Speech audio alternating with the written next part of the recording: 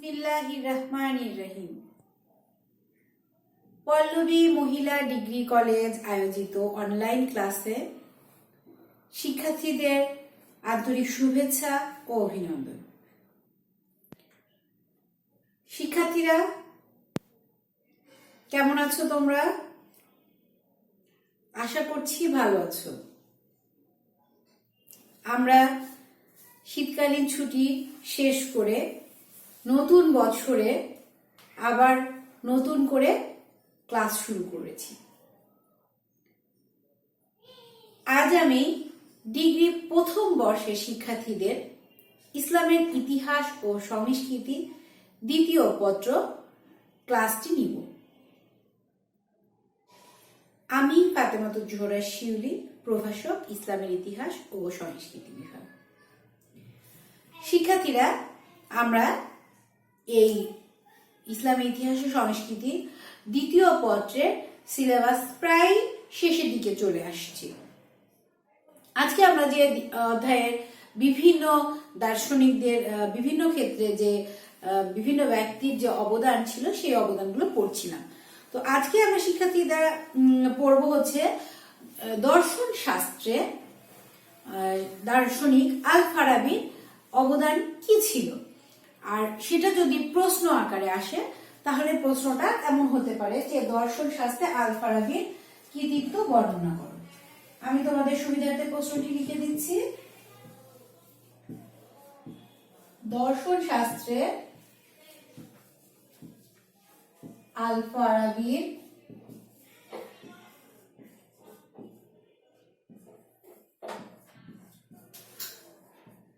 কৃতিত্ব বর্ণনা করো।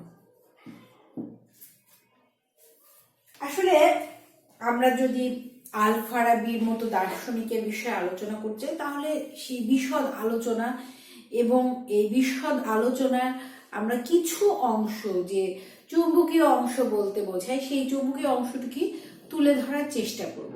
কারণ উনি এত বেশি তার জ্ঞান গভীরতা ছিল যেটা আমাদের স্বাভাবিক মানুষের জন্য কল্পনারও বাইরে চলে যায়। কারণ এমন একটি মানুষ আল ফারাবি দার্শনিক, যিনি 70টি ভাষা জানতেন। একজন মানুষের পক্ষে আমরা কিন্তু একটা, দুটা, তিনটা, চারটা ভাষা জেনে থাকি, কিন্তু ইনি এমন একজন দার্শনিক যিনি 70টি ভাষা জানতেন এবং তার শুধু যে দর্শন শাস্ত্রের অবদান তা নয়, তার অবদান বিভিন্ন বিষয়ে তিনি অবাধ বিচরণ করেছেন। সেরকম একজন ব্যক্তি দার্শনিক আল ফারাবি। সেই আল ফারাবি সম্পর্কে আজকে আমরা জানব।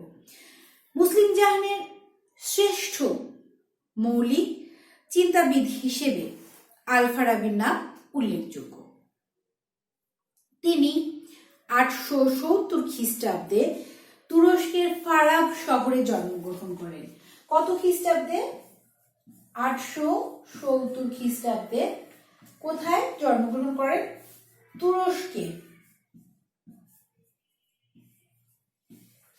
তুরস্কের ফারাব শহরে। এবং সেই ফারাব শহর হিসেবে কিন্তু তার নামকরণে আল ফারাবি শব্দটি এসেছে। এই দার্শনিক যুক্তিবিদ্যা, অধিবিদ্যা, সঙ্গীত, দর্শন, রসায়ন, চিকিৎসা শাস্ত্র প্রভৃতি বিষয়ে ছিলেন প্রকৃত জ্ঞানের অধিকারী। তিনি বিভিন্ন বিষয়ে প্রায় শতাধিক গ্রন্থ রচনা করেন। মুসলিম দর্শনে তিনি সর্বশ্রেষ্ঠ দার্শনিক হিসেবে পরিচিত। তিনি ছিলেন একাধারে সুলেখক, সুপণ্ডিত ও দার্শনিক। গণিতজ্ঞ, জ্যোতির্বিদ, পদার্থবিদ ও সঙ্গীতজ্ঞ হিসেবেও তিনি প্রভূত মেধার সাক্ষ্য রেখেছেন। এখন এই সব বিষয়ে যদি আমরা বাদ দিয়ে শুধু দর্শনে আল ফারাবির অবদান আমরা আজকে আলোচনা করব। আল ফারাবি যে বহুমুখী প্রতিভার অধিকারী একজন দার্শনিক ছিলেন এবং সেই সময়ে প্রচলিত জ্ঞান বিজ্ঞানে তার অগাধ পাণ্ডিত্য ছিল। মুসলিম দর্শনে ফারাবির অবদানগুলো আমরা এখন আলোচনা করব। যুক্তিবিদ্যায় প্রথমে যে বিষয়টা, মুসলিম দর্শনের মধ্যে যুক্তিবিদ্যায় ফারাবির অবদান দেখি।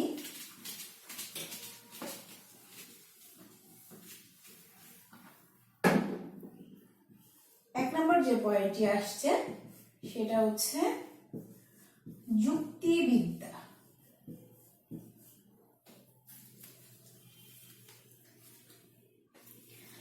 যুক্তিবিদ্যা ফারাবি ছিলেন যুক্তিবিদ্যার প্রতিষ্ঠাতা। তিনি পৃথিবীর অন্যতম শ্রেষ্ঠ যুক্তিবিদ হিসেবে পরিচিত। ফারাবির মতে যুক্তিবিদ্যা শুধু বৈজ্ঞানিক চিন্তার বিশ্লেষণ নয়, বরং ব্যাকরণগত ও জ্ঞানতাত্ত্বিক আলোচনাও যুক্তিবিদ্যার আওতাভুক্ত। কি বললাম?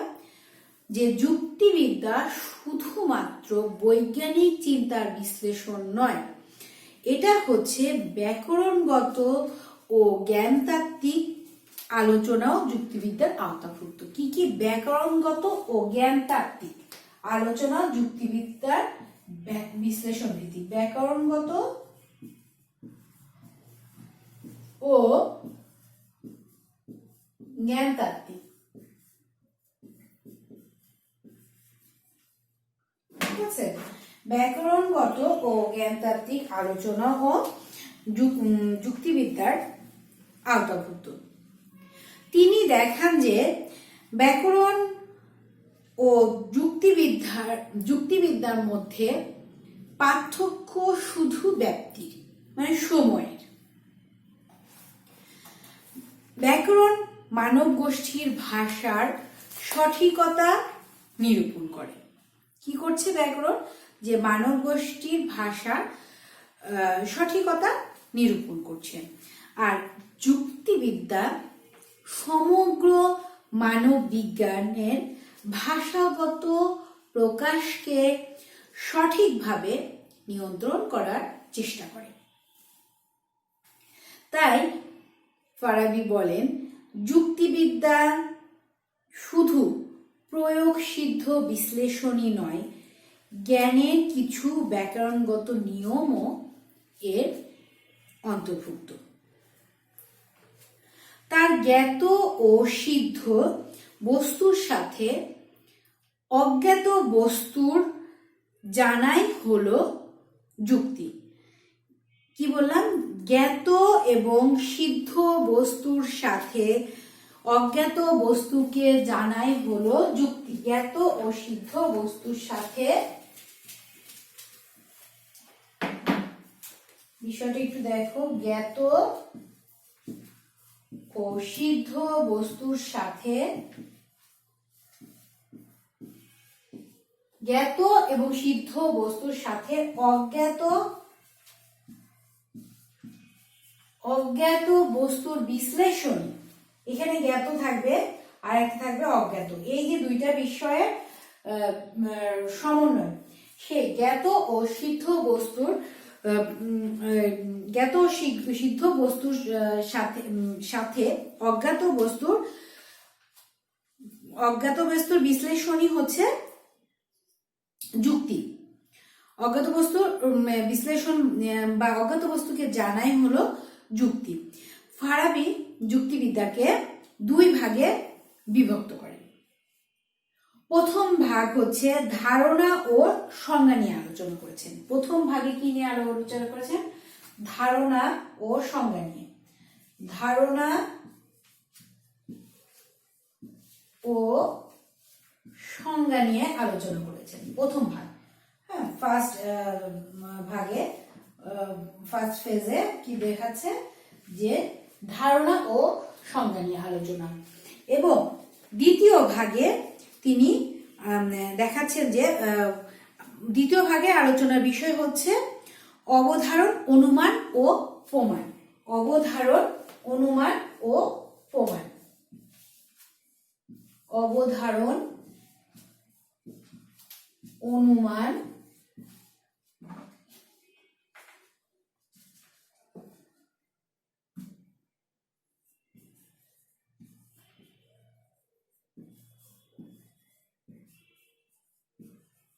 ও প্রমাণ। বুঝতে পেরেছ? এই হচ্ছে যুক্তিবিদ্যায় উনি যে অবদান রেখেছে তার বিষয়গুলো যে আমরা ধাপে ধাপে দেখছি যে উনি কিভাবে এই বিষয়টিতে এগিয়েছেন। ফারাবির এই দুটো ভাগে ধারণা করছে, সেটা হচ্ছে অবধারণ এবং অনুমান ও প্রমাণ। এই ধারণা ও বস্তুর মধ্যে আবশ্যিক কোনো সম্পর্ক নেই। ধারণাগুলো শুধু মনে অবস্থান করে। আর ধারণাগুলোকে আবার দুই শ্রেণীতে ভাগ করা হচ্ছে। প্রথম শ্রেণীর ধারণা পাওয়া যায় বস্তুর ইন্দ্রিয় প্রত্যক্ষণ থেকে এবং এর প্রতিফলন ঘটে আমাদের মনে। আর দ্বিতীয় শ্রেণীর ধারণা হয় হচ্ছে মনের সহজাত ধারণা থেকে। তাহলে প্রথম শ্রেণীর ধারণা হচ্ছে ইন্দ্রিয় প্রত্যক্ষণ এবং প্রতিফলন থেকে, আর দ্বিতীয় শ্রেণীর ধারণা হচ্ছে মনের সহজাত ধারণা থেকে। এই ধারণাগুলো জন্ম থেকে মনে মুদ্রিত থাকে। ইন্দ্রিয় প্রত্যক্ষণ লব্ধ ধারণার সাথে এর কোনো মিল নেই, কারণ আত্মার সহজাত ধারণাগুলো আত্মচেতনার মাধ্যমে জানতে পারে। আত্মা কি করছে? তার সহজাত যে ধারণাগুলো সেগুলো আত্মচেতনার মাধ্যমে জানতে পারছে। এই গেল ফারাবির যুক্তিবিদ্যাতে তার আলোচনা। এরপরে আমরা যে বিষয়টি আলোচনা করব সেটা হচ্ছে নীতিবিদ্যা।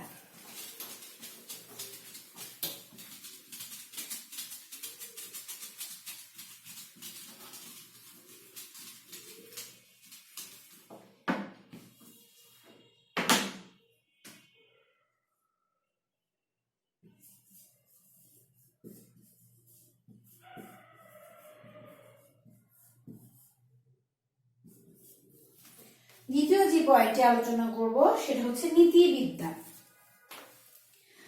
আল ফারাবির নীতিবিদ্যা ইসলামী শিক্ষার সাথে গভীরভাবে সম্পর্কযুক্ত। তার মতে যুক্তিবিদ্যা যেমন জ্ঞানের নীতিমালা সম্পর্কে আলোচনা করে, তেমনি নীতিবিদ্যা আচরণের নিয়মাবলী নিয়েও আলোচনা করে। নৈতিকতার ক্ষেত্রে আল ফারাবি দ্ব্যর্থহীন ভাষায় অভিমত ব্যক্ত করেন যে প্রজ্ঞাই নৈতিক মানদণ্ড। প্রজ্ঞাটাই হচ্ছে নৈতিকতার মানদণ্ড। অর্থাৎ প্রজ্ঞার সাহায্যে আমরা ভালো মন্দ ন্যায় অন্যায় নিরূপণ করে থাকি। মানে জ্ঞানের সাহায্যে আমরা ভালো মন্দ ন্যায় অন্যায় নিরূপণ করে থাকি। তার মতে নৈতিক জ্ঞানই হচ্ছে সর্বোচ্চ জ্ঞান। সর্বোচ্চ জ্ঞান কোনটা?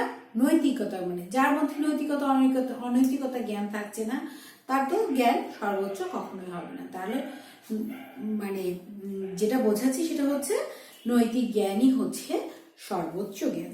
যে ব্যক্তি নৈতিক নিয়মাবলী সম্পর্কে অবহিত হয়ে তদ্রূপ আচরণ করে তিনি ওই ব্যক্তির চেয়ে উত্তম যিনি নৈতিক নিয়মাবলী সম্পর্কে অবহিত না হয়ে এর অন্ধ অনুশীলন বা অনুকরণ করেন।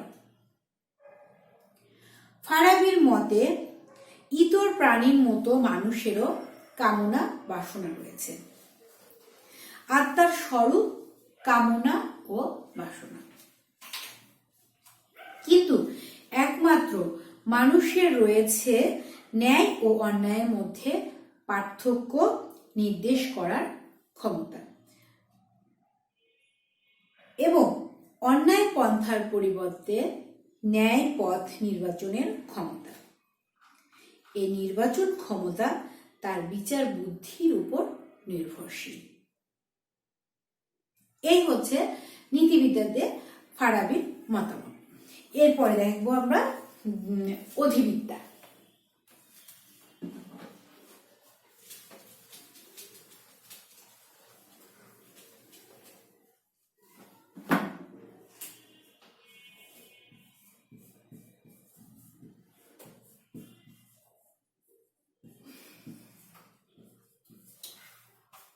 3 নম্বর যে পয়েন্টটি আমরা আলোচনা করব সেটা হচ্ছে অধিবিদ্যা।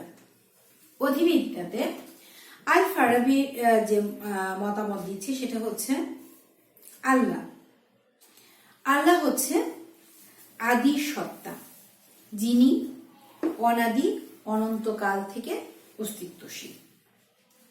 ফারাবি কি বলছেন যে আল্লাহ হচ্ছে আদি সত্তা, যিনি অনন্তকাল থেকে অস্তিত্বশীল। এরপরে তার মতে দ্বিতীয় সত্তা হলো আল্লাহর প্রতীকী।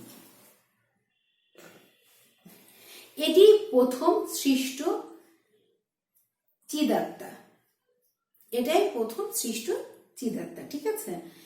এরপরে এটি অনন্তকাল থেকে আল্লাহ থেকে আসছেন। প্রথম আদি সত্তা হচ্ছে আল্লাহ, দ্বিতীয় সত্তা হচ্ছে আল্লাহর প্রতীকী। এর প্রথম সৃষ্ট চিদাত্মা থেকে নভমণ্ডলে 8টি চিদাত্মা পরপর সৃষ্টি হয়েছে। তাহলে মোট চিদাত্মা কয়টা হচ্ছে? 9টি চিদাত্মা, ঠিক আছে। সত্তার তৃতীয় স্তরে আছে প্রজ্ঞা, যা মানুষের মধ্যে আছে। প্রজ্ঞাটি মানুষের মধ্যে আছে, এটা হচ্ছে তৃতীয়। এরপরে এদের থেকেই সৃষ্টি হয়েছে সৌরজগতের সব জ্যোতিষ্ক। মোট 9টি চিদাত্মাকে স্বর্গীয় দূত বা ফেরেশতা বলা হয়। এরা যোগাযোগ করে, মানবাত্মা অবস্থান করে চতুর্থ স্তরে। পঞ্চম ও ষষ্ঠ স্তরে রয়েছে যথাক্রমে আকার ও জড়। সত্তার প্রথম 3টি স্তর অশরীরী এবং এরা অব্যাহত থাকে বিশুদ্ধ শক্তি হিসেবে।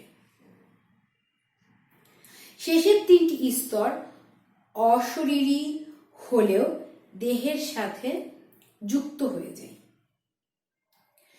ফারাবির মতে পৃথিবীতে যা কিছু ঘটে তা প্রাকৃতিক নিয়ম অনুসারেই ঘটে। পৃথিবীতে যা কিছু ঘটছে সেটা প্রাকৃতিক নিয়ম অনুসারে ঘটে থাকছে। এরপরে হচ্ছে মানুষের সৌভাগ্য ও মানুষের দুর্ভাগ্য কোনো নক্ষত্রের প্রভাবে ঘটে বলে যে ধারণা আছে তা সম্পূর্ণ ভিত্তিহীন। মানুষের সৌভাগ্য দুর্ভাগ্য কখনোই কোনো নক্ষত্রের প্রভাবে ঘটে থাকে না, এবং সেটি ফারাবি সম্পূর্ণ ভিত্তিহীন বলেও আলোচনা করেছেন। সৌরজগতের কোনো গ্রহ বা উপগ্রহ মানুষের জন্য অশুভ নয়। অশুভের উৎপত্তি হয় এই জগতে। অশুভের উৎপত্তি জগতেই হবে। এটা সৌরজগতের গ্রহ নক্ষত্রের উপরে এদের কোনো গ্রহ নক্ষত্রের সাথেও এদের কোনো সংশ্লিষ্টতা নেই।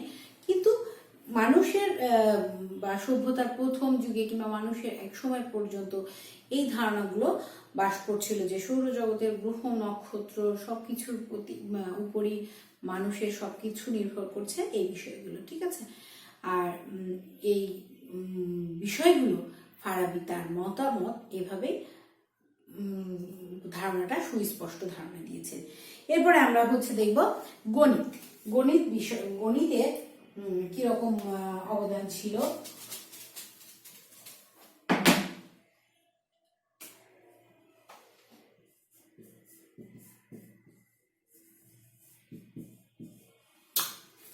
গণিত, আল ফারাবি গণিতের ক্ষেত্রেও গুরুত্বপূর্ণ অবদান রাখেন।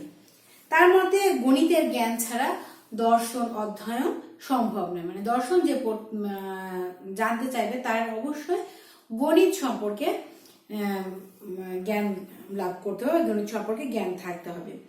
ফারাবির মতে গণিত বিশেষভাবে শিক্ষার্থীর মনকে মূর্ত ধারণা থেকে অমূর্ত ধারণার দিকে অগ্রসর হতে সাহায্য করে। কি বলেছেন ফারাবি? যে গণিতে একমাত্র যেটা শিক্ষার্থীদেরকে মূর্ত ধারণা থেকে, শিক্ষার্থীর মনকে মূর্ত ধারণা থেকে অমূর্ত ধারণার দিকে অগ্রসর হতে সাহায্য করে এবং শিক্ষার্থীরা মনকে সূক্ষ্ম বিষয়ে চিন্তা করতে ও ব্যক্ত করতে দীক্ষা দান করে। গণিতের জ্ঞান হচ্ছে নির্ভুল ও সঠিক। গণিতের যে জ্ঞান সেটা হচ্ছে নির্ভুল ও সঠিক। তাই গণিতের জ্ঞানের মাধ্যমে পৃথিবীর অপর ঘটনা সঠিকভাবে অনুধাবন করা যায়। তিনি গণিত বিষয়ে বহুবিধ গ্রন্থ রচনা করেন। এসব গ্রন্থ মুসলিম দর্শনে গুরুত্বপূর্ণ ভূমিকা পালন করে থাকে। এই যে গণিতের সাথে যে দর্শনের একটি সমন্বয় রয়েছে এবং সেই সম্পর্কে এই দার্শনিক ফারাবি অনেকগুলো গ্রন্থ রচনা করেন এবং সেই গ্রন্থগুলো মানুষের খুবই উপকারে আসছে এবং দর্শনে এই গ্রন্থগুলো গুরুত্বপূর্ণ ভূমিকা পালন করে। এরপরে আমরা দেখব হচ্ছে আত্মা সম্পর্কে ফারাবি কি বলছে।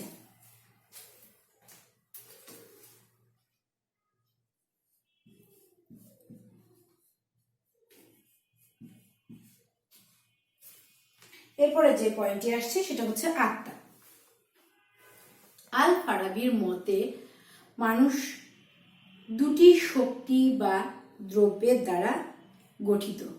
সেই দুটি শক্তি বা দ্রব্য হচ্ছে দেহ ও আত্মা।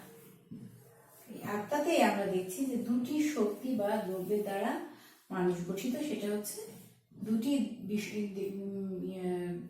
দ্রব্য হচ্ছে এক দেহ, দুই হচ্ছে আত্মা।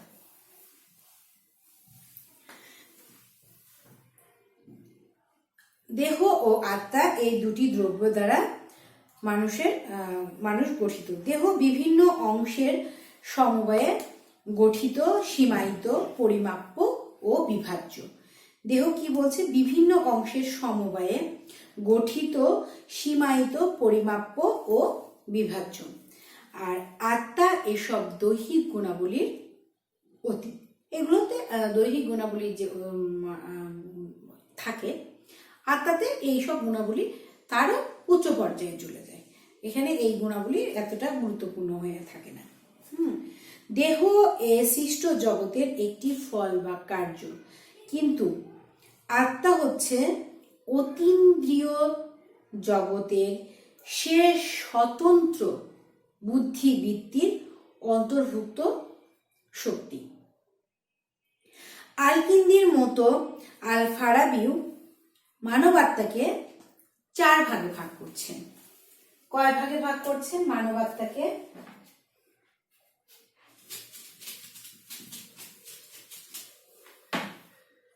মানবাত্মাকে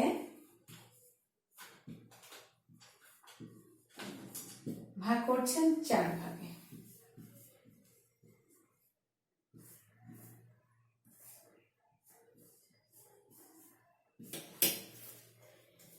ফারাবি কি করছেন? মানবাত্মাকে 4 ভাগে ভাগ করছেন। এই 4 ভাগে মানবাত্মাকে ভাগ করে যেটা ভাগ হচ্ছে সুপ্ত, সক্রিয়, অর্জিত ও চালক। এই 4টা বুদ্ধি মানবাত্মায় থাকে।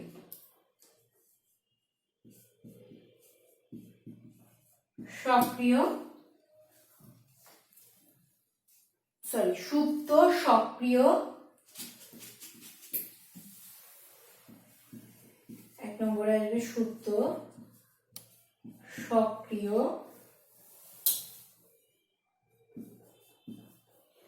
3 নম্বরে আসবে হচ্ছে অর্জিত এবং চালক। অর্জিত ও চালক। মানবাত্মাকে তাহলে কয় ভাগে, এই মানবাত্মার বুদ্ধিকে কয় ভাগে ভাগ করছে? 4টি ভাগে। একটি হচ্ছে সুপ্ত বুদ্ধি, সক্রিয় বুদ্ধি, অর্জিত বুদ্ধি ও চালক বুদ্ধি। তার মধ্যে এগুলোর সমবায় ব্যয়ে একটি উচ্চ স্তর গঠিত হয়। এই বৃত্তি গুলো এই স্তরে থাকে এই 4টি মিলে উচ্চ স্তর গঠিত হয়। এই স্তরের নিম্নতম বৃত্তি আর উচ্চতর বৃত্তির উপাদান স্বরূপ। প্রথম বুদ্ধিবৃত্তি হলো সুপ্ত বুদ্ধিবৃত্তি, মানে চারটা জিনিস দেখালাম আমরা, সুপ্ত, সক্রিয়, সেখানে প্রথম বুদ্ধিবৃত্তি হচ্ছে সুপ্ত বুদ্ধি। সুপ্ত বুদ্ধির এই প্রত্যেকটা মানুষের বুদ্ধিবৃত্তি সকল জীবের মধ্যে পরিদৃশ্য হয়ে থাকে। এই সুপ্ত বুদ্ধিটা সকল জীবের মধ্যে পরিদৃশ্য হয়ে থাকে। এর সহায়তায় মানুষ এক বস্তু থেকে অপর বস্তুর গুণ পৃথক করে থাকে। সুপ্ত বুদ্ধি থেকে মানুষ বুঝতে পারে যে এই বস্তুর গুণটা এমন, ওই বস্তুর আর গুণটা অন্যরকম। এই পৃথক করার গুণটা এই সুপ্ত বুদ্ধি থেকে বের করতে পারে মানুষ। দ্বিতীয় বৃত্তির নাম হচ্ছে সক্রিয় বুদ্ধিবৃত্তি। এই বৃত্তি প্রথম বুদ্ধিবৃত্তিকে সক্রিয় করে তোলে। যে সুপ্ত বুদ্ধিবৃত্তিটাকে পরিচালনা করার জন্য বা সঠিকভাবে করার জন্য যে সক্রিয় করে তুলছে দ্বিতীয় বুদ্ধিবৃত্তিটা। আর তৃতীয় স্তরের বৃত্তির নাম হচ্ছে অর্জিত বুদ্ধি। যে বুদ্ধিটা মানুষ বিভিন্ন চলার পথে একজনের কাছ থেকে দেখছে, আরেকজনের কাছ থেকে দেখে দেখে সে নিজে যে বুদ্ধিগুলো অর্জন করছে সেটা হচ্ছে অর্জিত বুদ্ধি। আর এটি চালক বুদ্ধিবৃত্তির অনুপ্রেরণায় অর্জিত হয় ও বিকশিত হয়। মানুষ চেষ্টার দ্বারা এই অর্জিত বুদ্ধিটা বা এই অর্জন করে থাকে। চতুর্থ বৃত্তির নাম হচ্ছে চালক বুদ্ধিবৃত্তি। এটি আল্লাহ প্রদত্ত বৃত্তি। এই বৃত্তি মানুষকে ভালো মন্দ, ন্যায় অন্যায়ের পার্থক্য নির্দেশ করে। তাহলে আমরা চারটি বুদ্ধিবৃত্তির সম্পর্কে আলোচনা করলাম। যে আত্মার মধ্যে মানব আত্মাকে চারটি ভাগে ভাগ করছি আমরা। সেই চারটি ভাগের হচ্ছে সুপ্ত বুদ্ধি, 2 নম্বরটি হচ্ছে সক্রিয়, 3 নম্বরটি হচ্ছে অর্জিত বুদ্ধি, আর 4 নম্বরটি হচ্ছে চালক বুদ্ধি। যে বুদ্ধিগুলো সুপ্ত বুদ্ধি মানুষের জন্মলগ্ন থেকেই থেকে থাকে। এরপরে সক্রিয় বুদ্ধি, এই সুপ্ত বুদ্ধিটাকে সবসময় সঠিকভাবে পরিচালনা করার জন্য যে বুদ্ধিটা, সেটা হচ্ছে সক্রিয় বুদ্ধি।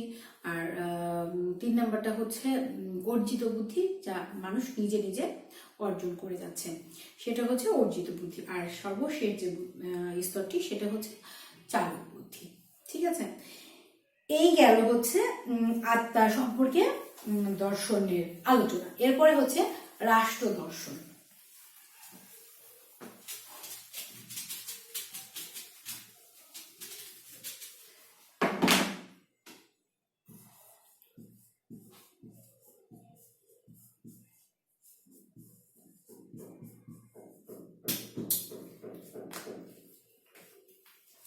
এরপরে আসছে হচ্ছে রাষ্ট্র দর্শন।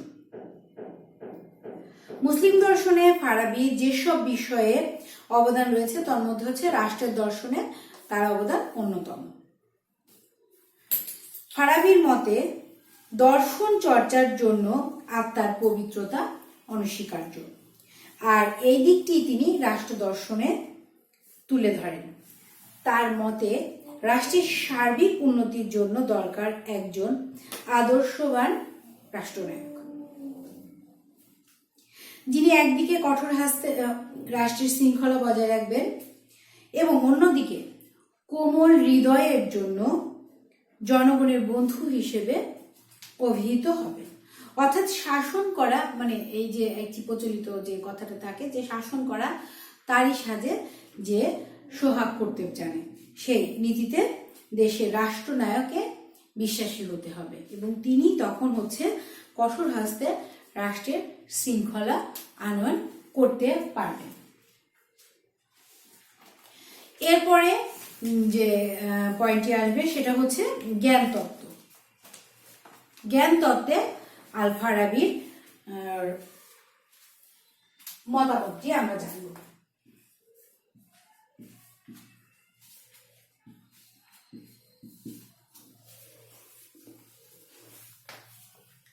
জ্ঞান তত্ত্বে ফারাবির মতামত হচ্ছে, জ্ঞান তত্ত্বে ফারাবির যথেষ্ট অবদান বর্তমান ছিল।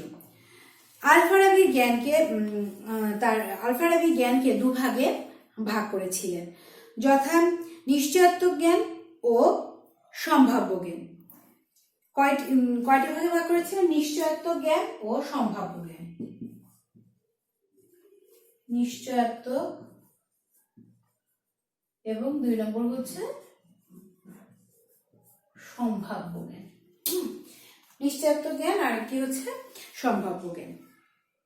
নিশ্চয়ত্ব জ্ঞান হচ্ছে বুদ্ধি গ্রাহ্য ও সুস্পষ্ট এবং কোনো রকম শর্তহীন নয়, বা কোনো রকম শর্তাধীন নয়, শর্তহীন। প্রজ্ঞা সরাসরি এ জ্ঞান উপলব্ধি করতে পারে। আর সম্ভাব্য জ্ঞান হচ্ছে সরাসরি বা শর্তহীনভাবে উপলব্ধি হয় না। প্রথম যে নিশ্চয়ত্ব জ্ঞান হচ্ছে শর্তহীনভাবে উপলব্ধি হয়, আর সম্ভাব্য যে জ্ঞানটি সেটা শর্তহীনভাবে উপলব্ধি হয় না। এটি যথারীতি নিশ্চয়ত্ব জ্ঞানের সত্যের উপর নির্ভরশীল। অর্থাৎ নিশ্চয়ত্ব ও সম্ভাব্য জ্ঞানের মধ্যে পার্থক্য বর্তমান। উল্লেখ্য, নিশ্চয়ত্ব ও সম্ভাব্য জ্ঞানের মধ্যে যেমন পার্থক্য রয়েছে, তেমনি নিশ্চয়ত্ব ও সম্ভাব্য বস্তুর মধ্যেও পার্থক্য বর্তমান। তাহলে শিক্ষার্থীরা, আমরা উপরে তো যে এই যে এতক্ষণ যে আলোচনা করলাম, সেই আলোচনার পরিপ্রেক্ষিতে বলতে পারি যে আল ফারাবি মুসলিম দর্শনের একটি বিশেষ স্থান দখল করে আছেন। জ্ঞান রাজ্যে তার প্রতিটি শাখায় অবাধ বিচরণ ছিল এবং তিনি তার দর্শনে যুক্তিবিদ্যা, নীতিবিদ্যা, অধিবিদ্যা, গণিত, আত্মা, রাষ্ট্র দর্শন, জ্ঞানতত্ত্ব প্রভৃতি বিষয় নিয়ে আলোচনা করেছেন। এরিস্টটল প্রথম শিক্ষক হিসেবে দর্শনে যে অবদান রাখে, আল ফারাবি তার উত্তরসূরি হিসেবে দর্শনে তদ্রূপ অবদান রাখেন। তাই ইসলামে আল ফারাবিকে মুআল্লিম আস-সানি বা দ্বিতীয় শিক্ষক হিসেবে পরিচিত। মুআল্লিম আস-সানি, সেটা আমরা কিন্তু এটা আমাদের ছোট প্রশ্ন হিসেবে এসে থাকে। মুআল্লিম আস-সানি কাকে বলা হতো? যে অতি সংক্ষিপ্ত প্রশ্ন যেটা, মুআল্লিম আস-সানি।